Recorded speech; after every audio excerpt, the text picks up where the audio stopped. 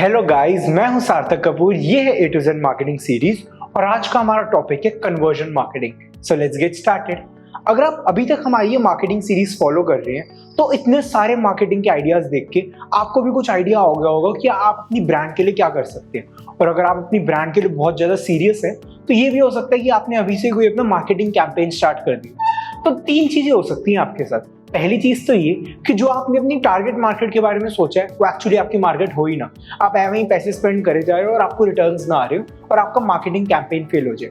दूसरा आपके साथ ये हो सकता है कि जो आपने टारगेट मार्केट करी थी, जिस टाइप से आपने मार्केटिंग कैंपेन को चूज किया था, वो आपके लिए बहुत बढ़िया तरीके से काम करे और आपको बहुत ज्यादा रिटर्न आए, आपका कैंपेन एकदम सक्सेसफुल हो जाए।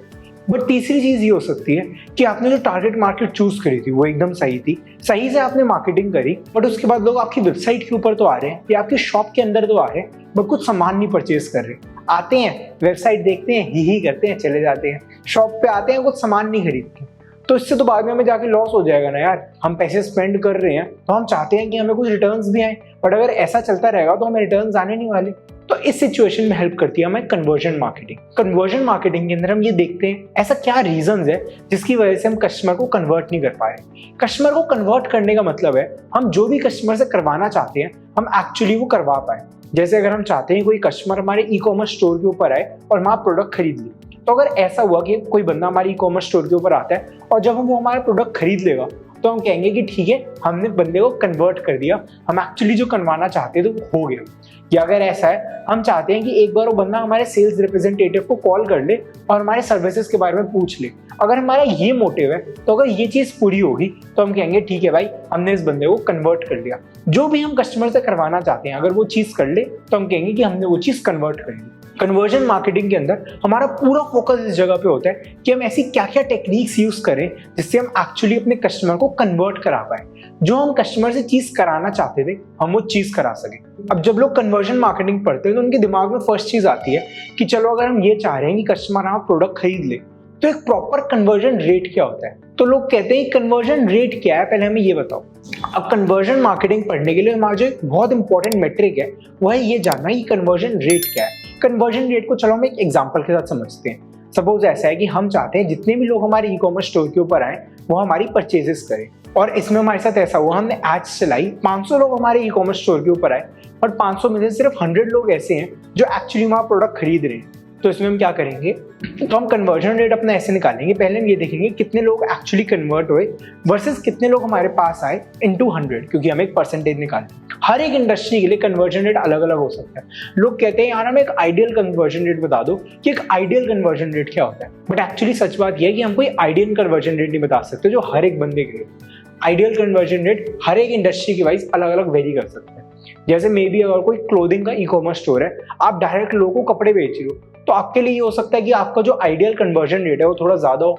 वो मे बी ये हो कि अगर 100 लोग आपके शॉप पे आ रहे हैं तो 20 या 30 लोग आपसे प्रोडक्ट ले रहे हैं। बट मे बी अगर आपका काम ऐसे है कि आप लोगों को घर बेच रहे हो, तो अगर उसमें आपका आइडियल कन्वर्जन रेट 3 से 5% हुआ, आप उसमें भी बहुत खुश होगे।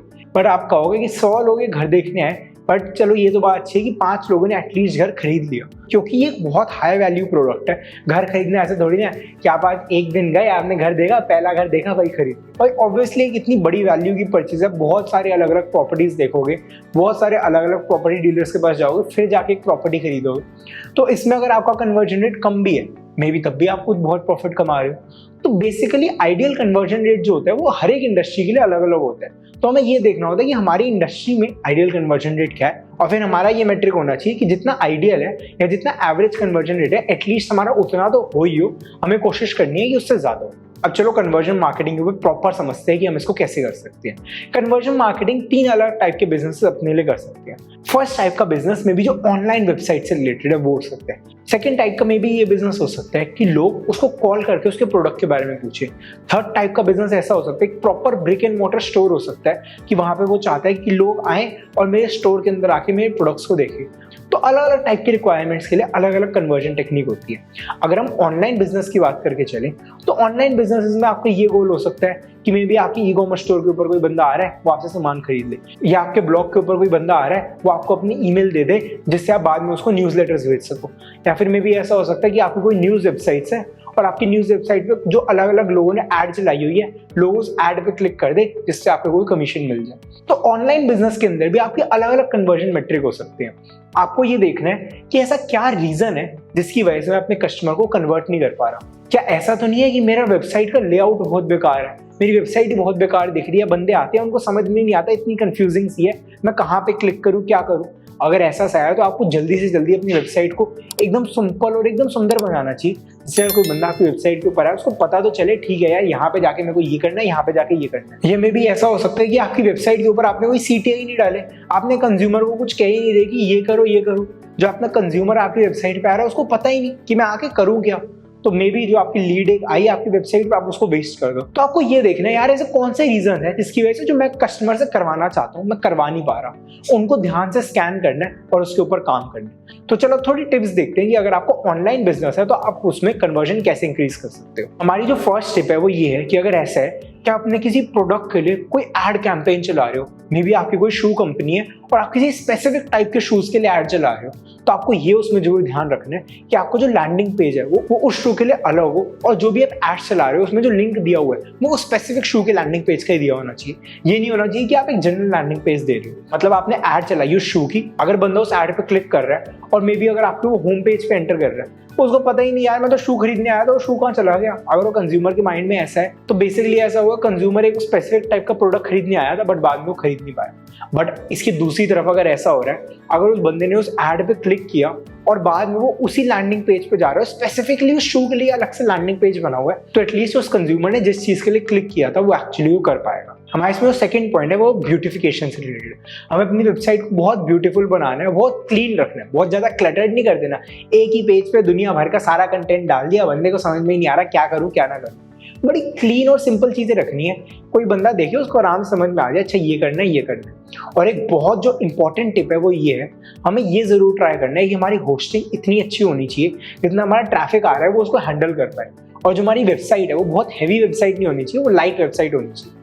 जैसे एक बार एक रिसर्च करी गई कि जितनी वेबसाइट्स 2 सेकंड के अंदर ओपन हो जाती हैं, कंज्यूमर्स उन वेबसाइट पे ज्यादा टाइम स्पेंड करते हैं। वो वेबसाइट पे अगर वो एक बार एंटर हो जाए पूरा देख के जाते हैं कि वेबसाइट कैसी है। वहीं दूसरी तरफ अगर कोई ऐसी वेबसाइट है जो 2 सेकंड से ज्यादा ले रही है ओपन होने के लिए, लोग कहते हैं क्या घटिया वेबसाइट है तो खुल ही नहीं रही, सीधा निकल जाते हैं। तो आपको ये जरूर ट्राई करना है, एक तो आपकी वेबसाइट सुंदर होनी चाहिए, प्लस वो जल्दी लोड होनी चाहिए। हमारी जो अगली टिप है वो ये है कि अगर आप अपनी वेबसाइट में फॉर्म्स को इंक्लूड कर रहे हैं तो उन फॉर्म्स को आप अलग अलग पार्ट्स में डिवाइड कर दीजिए। जैसे अगर ऐसा है कि बहुत बड़ा फॉर्म है जो आप चाहते हो कंज्यूमर आपको भरे ही भरे, तो उस फॉर्म्स को आपने 5 पार्ट्स में डिवाइड कर दिया। फर्स्ट पार्ट में 3-4 क्वेश्चन मांग रहा है, सेकंड में 3-4, थर्ड में 3-4, क्योंकि कंज्यूमर की साइकोलॉजी होती है कि अगर वो एक बार कोई चीज शुरू कर दे तो खत्म जरूर करेंगे। बट अगर आपने ऐसा किया एक लंबा सा फॉर्म उनके सामने दिख रहा है जिसमें 10-15 क्वेश्चन है, लोग कहेंगे यार मेरे पास टाइम नहीं है, मैं इतना फॉर्म भरूँ, मैं सीधा निकल रहा हूँ। और हाँ ये जरूर हमें ध्यान रखना है कि जो हम फॉर्म डाल रहे हैं वो फॉर्म छोटा होना चाहिए, कोई बहुत बड़ा नहीं फॉर्म होना चाहिए। ट्राई करनी है कम से कम छोटे से छोटा फॉर्म रखने की। बट अगर स्टिल आप नहीं उसको छोटा कर पा रहे तो उस फॉर्म को पार्ट्स में डिवाइड कर दो कि कंज्यूमर करोगे चलो ठीक है छोटा सा ही फॉर्म। और साथ में एक और जो बहुत इंपॉर्टेंट टिप है वो ये है कि हमें कोई फॉर्म में पर्सनल क्वेश्चंस नहीं पूछने। लोगों से ये नहीं पूछना भैया सैलरी क्या है आपकी, अगर आप ऐसे पूछोगे तो कोई आपका फॉर्म नहीं भरने वाला। पर्सनल क्वेश्चन का कोई आंसर करना पसंद नहीं करता, तो हमें हमेशा ये ध्यान में रखना है हम उनसे जेनरिक क्वेश्चन पूछे, पर्सनल क्वेश्चन नहीं पूछ रहे। हम चाहे अपने बारे में क्वेश्चन पूछ सकते हैं, कंज्यूमर के बारे में एकदम डीप इन्फॉर्मेशन हम डायरेक्टली नहीं ले सकते। जो हमारी लास्ट टिप है वो ये है, हमें अपने कंज्यूमर को CTS जरूर देने, उनको बताना है कि यार हम चाहते क्या है उनसे कराना, क्योंकि अगर हम बताएंगे नहीं तो करेंगे भी नहीं। हमें बताना चाहिए उनको कि ठीक है हम आपसे ये चाहते हैं, आप प्लीज जाके ये कर दीजिए। जैसे अगर आप चाहते हो कि आपका कंज्यूमर आपको अपनी ईमेल आईडी दे दे, तो वहां पे आपको कुछ ना कुछ ऐसा कंटेंट प्रोवाइड करना है जिसके बदले वो आपको अपनी ईमेल आईडी दे सके। आप में भी ऐसा कर सकते हो, आपने कंज्यूमर को कहो मैं आपको एक फ्री ई-बुक दूंगा अगर आप मेरे को अपनी ईमेल आईडी देते, मैं आपकी ईमेल आईडी पे आपको एक फ्री बुक भेज दूंगा। तो बहुत लोग कहेंगे ठीक है यार बढ़िया डील लग रही है मैं दे देता हूँ। बट अगर आप बताओगे नहीं आप चाहते क्या हो, आपने बस नीचे एक ऑप्शन डाल दिया कि यहाँ पे आप ईमेल आईडी सबमिट कर सकते हो, बट पूरी वेबसाइट में कहीं मेंशन नहीं करा कि आपको ईमेल आईडी चाहिए कि नहीं चाहिए। कोई कंज्यूमर क्यों भरेगा फालतू में, क्यों उसने अपना टाइम वेस्ट करना है। आपको अपने कंज्यूमर्स को एक CTA देना है, एक चीज करने को देनी है कि जाओ जाके ये चीज करो। तो चलो हम अपने दूसरे टाइप के बिजनेस की बात करते हैं। अगर ऐसा है कि आप चाहते हो कि आपके कंज्यूमर्स आपको कॉल करके आपके बारे में पूछे कि अच्छा ये ऐसी सर्विस है, ये ऐसी है, ये ऐसी है, तो आप क्या कर सकते हैं, आपने जो कॉल रिप्रेजेंटेटिव्स हैं उनको चेंज करके एक प्रॉपर सिस्टम बीच में लगा सकते हैं। जैसे मतलब आपने बहुत बार देखा होगा, आप किसी बड़ी कंपनी में कॉल कर रहे हो, उसमें आता है अगर आप ये चाहते हैं तो 1 दबाएं, ये चाहते हैं तो 2 दबाएं। एक्चुअली इसके पीछे जो टेक्नोलॉजी है वो बहुत ज़्यादा एक्सपेंसिव नहीं है, और अगर आपका बिजनेस एकदम कॉल से रिलेटेड है तो वो आप टेक्नोलॉजी खरीद के अपने बिजनेस में इंटीग्रेट कर सकते हैं। इससे क्या होगा, अगर आपकी कोई सेल्स पिच है वो एकदम यूनिफॉर्म सेल्स पिच होगी। ये नहीं होगी कि हर कस्टमर के लिए आपका सेल्स रिप्रेजेंटेटिव कुछ बोल रहा है, अगर उसका मूड अच्छा है तो बहुत बढ़िया तरीके से बात कर रहा है, मूड बेकार है तो बहुत बेकार तरीके से बात कर रहा है। अगर ऐसा हो तो कोई कंज्यूमर खुश नहीं होगा कि सेल्स रिप्रेजेंटेटिव से बात करने के लिए। बट अगर आप इसको पूरा ऑटोमेट कर दे, एकदम इस टेक्नोलॉजी को यूज करें, तो लोगों के लिए भी कन्वीनियंस बढ़ेगी, आपके लिए भी कन्वीनियंस बढ़ेगी। और इसमें जो हमारे लास्ट टाइप की इंडस्ट्री है वो है ब्रिक एंड मोटर स्टोर।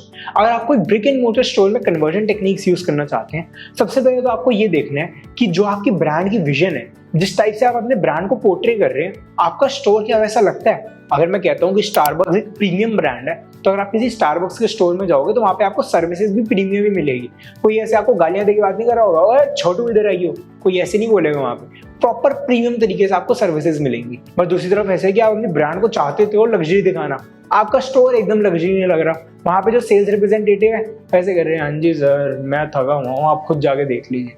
या आप अपने कस्टमर को सर्विस नहीं प्रोवाइड कर पा रहे जो एक्चुअली आपका कस्टमर एक्सपेक्ट करता है, तो वो आपके ब्रांड में जो मिसमैच हो जाएगा वो बहुत बड़ी प्रॉब्लम क्रिएट कर सकता है। ये जरूर ध्यान रखना है कि भाई जो आपकी विजन है, जिस टाइप से आप अपनी ब्रांड को शो करना चाहते हो, आपका स्टोर भी एकदम वैसे ही लगे।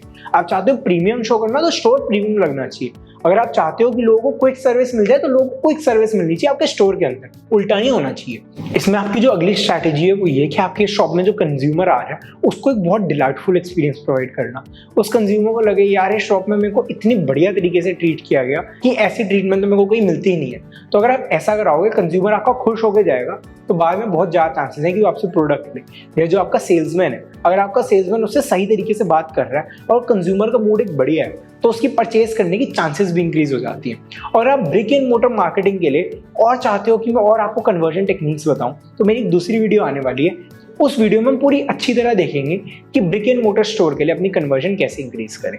तो गाइज आज के लिए इस वीडियो में इतना ही, मिलते हैं आपसे नेक्स्ट वीडियो में। Thanks a lot.